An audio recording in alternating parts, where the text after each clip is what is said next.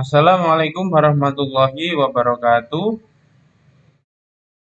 Hari ini kita sudah sampai pada pembahasan subtema 2 pada pembelajaran 1. Apa yang kita bahas kali ini? Yang kita bahas kali ini adalah bahasa Indonesia tetap mengenai KD 3.1 dan 4.1 mengenai gagasan pokok paragraf. Yang kedua IPA KD 3.6 dan 4.6 tentang proses terjadinya suara manusia. Yang ketiga IPS KD 3.2 dan 4.2 mengenai keragaman agama di Indonesia. Mari kita mulai. Yang pertama, gagasan pokok. Gagasan pokok seperti yang kita bahas pada pertemuan di subtema 1 kemarin ya, adalah inti atau pokok dari bahasan ya, dilengkapi oleh kalimat pendukung hingga menjadi suatu paragraf yang padu. Untuk lebih jelasnya, mari kita lihat contoh sebentar lagi ya. Namun ada penjelasan sebentar. Letak gagasan pokok itu seperti yang pada pembahasan kemarin ya, ada di awal kalimat. Awal kalimat itu berarti deduktif ya, dan di akhir kalimat yang kedua yang namanya adalah induktif, atau di awal dan di akhir yang namanya campuran ya. Baik, kita lihat contoh paragraf berikut. Paragraf tentang pawai budaya. Pawai budaya sangat menarik bagi warga kampung Babakan.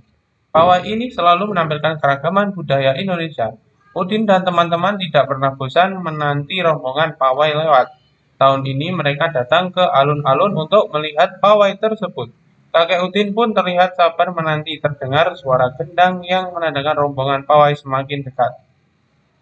Ini berarti kira-kira contoh paragrafnya ini gagasan pokoknya di mana? Seperti yang dibahas kemarin ya, tidak tahu ya. Kalau lebih mudahnya coba diidentifikasi pada kalimat kedua. Nih, pawai ini ya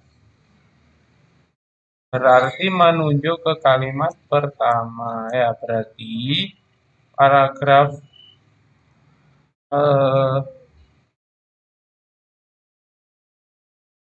paragraf apa namanya? Paragraf ini gagasan pokoknya ada pada kalimat pertama ya. Itu ya, cuma mengulang saja. Kita lanjut pada IPA ya, proses terjadinya suara manusia. Seperti yang kita ketahui ya, manusia itu bisa mengeluarkan suara. Ya, yang saya ngomong ini kan juga pembentukan suara ya, dari dalam diri saya untuk didengarkan oleh kalian ya.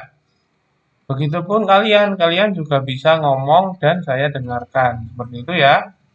Kira-kira organ yang terlibat dalam pembentukan suara apa saja sih? Yang pertama, paru-paru ya, di sini bahasa Inggrisnya orang ini ya. Terus trakea atau tenggorokan. Mana trakea?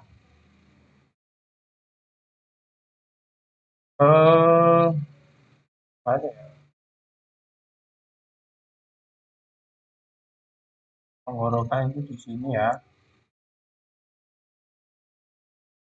Oh ini nih, maaf. Ini batang tenggorok ya. Terus yang ketiga, laring. Ini ya, laring itu di sini ya. Nih, laring. Terus faring. Ini di sini. Terus pita suara ini ya, yang agak bundar ini. Terus rongga mulut. Ini ya, rongga mulut itu. Ya.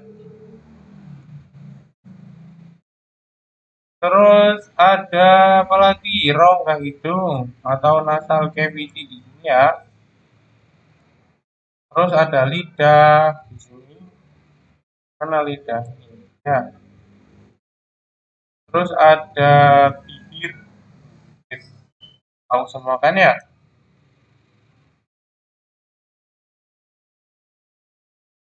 Tahu semua kan ya? Bibir itu sama lidah kan? Tahu. itu adalah organ-organ tubuh yang terlibat dalam pembentukan suara. Ngomong-ngomong gimana sih pembentukan suara itu? Mari kita lanjut ya. Ini dia. Yang pertama, pembentukan udara di paru-paru.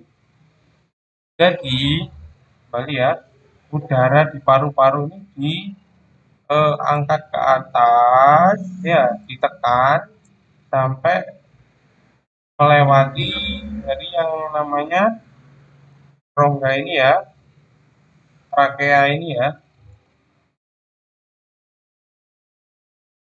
Terus yang kedua, perubahan udara menjadi suara. Proses ini terjadi dengan cara gimana kira-kira? Ada yang tahu?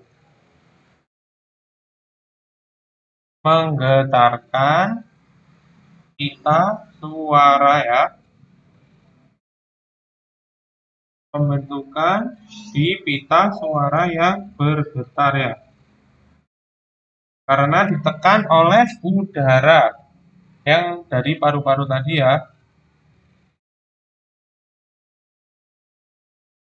Kembali ya, di sini tadi di vocal cords ini, di pita suara bergerak karena ada dorongan udara dari sini ya. Nanti ya, bergetar terus ada suaranya.